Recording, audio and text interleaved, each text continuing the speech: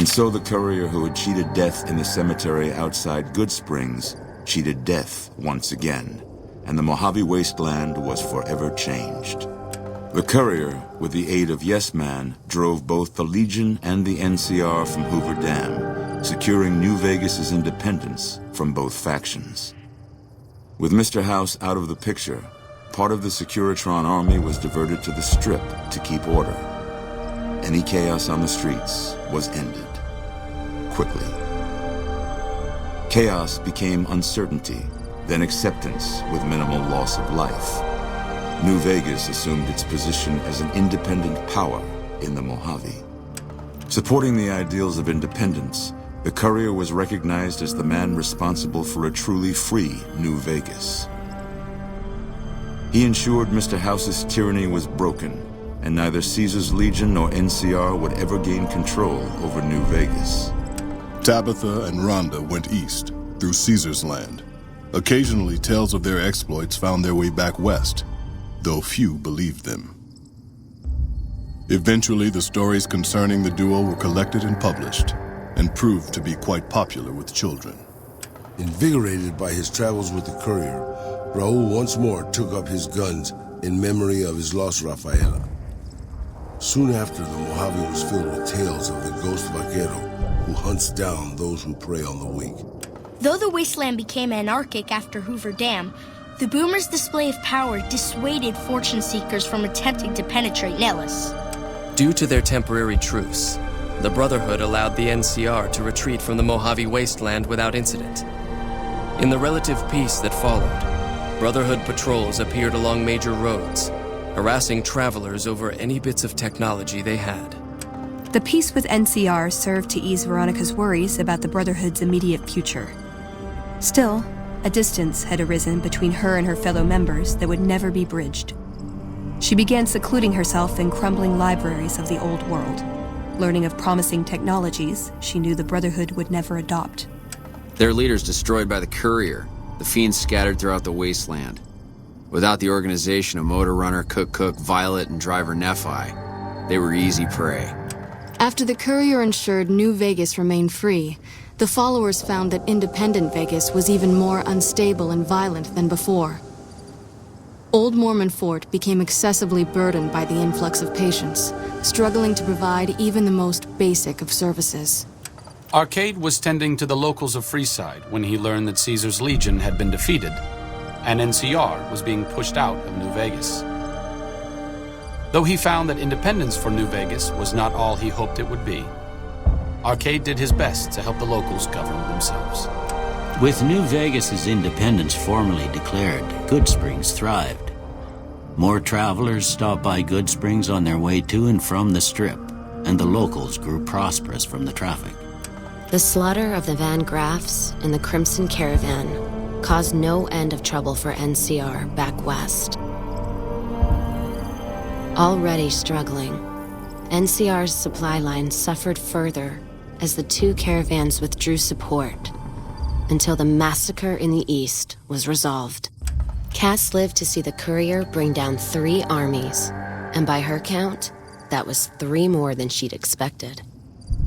She kept quiet about that, though. During the Battle of Hoover Dam, the Great Khans quickly evacuated Red Rock Canyon and headed north and east into the plains of Wyoming.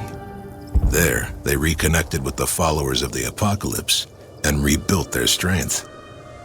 Bolstered by ancient knowledge of governance, economics, and transportation, they carved a mighty empire out of the ruins of the Northwest. Thanks to the courier and Lily, a cure for the Nightkin's schizophrenia was found shortly after Dr. Henry's experiment concluded. Nightkin and other super mutants in the wasteland flocked to Jacobstown, and the town became known as a haven where a mutant could find peace. Encouraged by the courier to take her medication regularly, Lily's mind eventually attained a semblance of clarity. Her memories dulled by the pills, she cast aside the recording of her grandchildren, no longer remembering its significance. Following the Second Battle of Hoover Dam, Freeside came to be known as one of the more stable areas in the region. Ironically, NCR refugees found Freeside safer than most of the rest of New Vegas, where resentment still lingers. After Ray's brain was transplanted into Rex's cybernetic body, it took Rex some time to adjust to the old scrapyard dog's memories. Eventually, Rex's mind settled peacefully, melding his own memories with that of long travels with old Lady Gibson. Shaped up by the courier's advice, the Misfits distinguished themselves during the Legion's attack on Camp Golf. Mags was finally promoted to sergeant, and the rest of the Misfits received an official commendation. They continued to serve with distinction for many years. Though Novak was a low-priority target for the Legion, many of Novak's citizens died in its defense. In the weeks that followed, several bright followers returned to Novak to help restore its defenses, allowing it to remain independent of NCR. Though NCR was withdrawing from the region, Boone remained in New Vegas, finding work as a security guard and caravan scout along the highways. While he might have preferred rejoining his old unit, Boone couldn't bring himself to abandon the city where he'd met his wife. After Hoover Dam, the leaderless powder gangers at the correctional facility vanished into the wastes, leaving the prison empty. The correctional facility became another abandoned ruin in the wasteland, its carcass occasionally picked over by enterprising prospectors.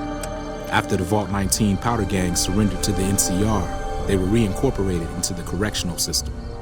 The NCR did increase their sentences, and they aren't about to take off time for good behavior. Despite NCR's pledge to support Prim, they abandoned the town after their loss to the Courier. Independent again, Prim operates much as it had before the powder gangs arrived, full of ups and downs.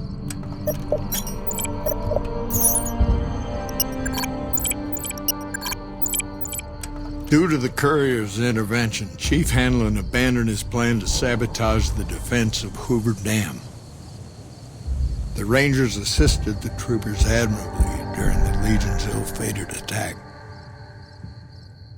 Though the Courier snatched victory from NCR, only General Oliver was blamed for the loss of Hoover Dam. Hanlon, exhausted from a lifetime of service to the NCR, stepped down from its position in the Rangers and retired to his ranch in Redding. After their bold arrival at Hoover Dam, the remnants disappeared as quickly as they came. Legends of their power spread throughout the Southwest, a reminder of why people once feared the sight of vertibirds in the sky. And so the Courier's road came to an end, for now. In the new world of the Mojave Wasteland, fighting continued, blood was spilled, and many lived and died just as they had in the old world. Because war never changes.